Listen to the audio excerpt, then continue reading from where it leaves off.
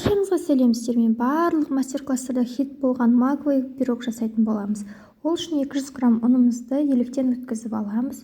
Үстіне 150 грамм жұмсақ сары майымызды салып, үгітіп шығамыз. Үстіне 130 грамм қант саламыз да, қант, ұн, май барлығы бір келкі болғанша осылай қолменен үгітіп шығамыз.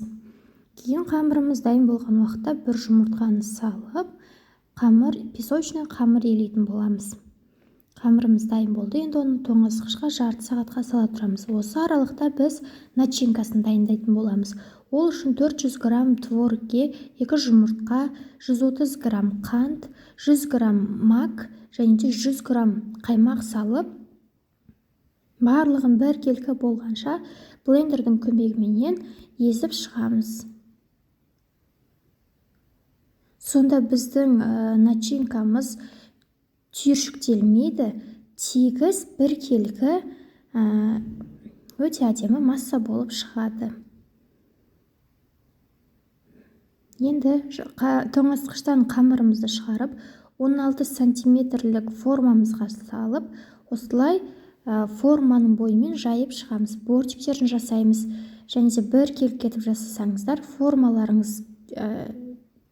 бойымен бір келкетіп жасасаңыздар, кейін пирогтарыңыз пісіп шыққаннан кейін өте әдемі және де өзінің формасын жақсы ұстай алатын болады. Енді қамырымызды жайып болдық.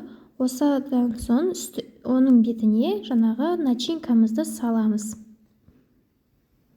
180 градуста 20-25 минутта пісіріп шығамыз.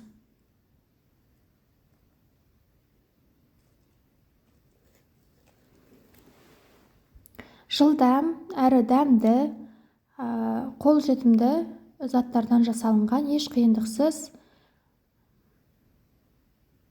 шаймен ішсеңіздер өте дәмді болады. Сіздермен Ақнұр Ерғалиқызы, баршаңызға ас болсын.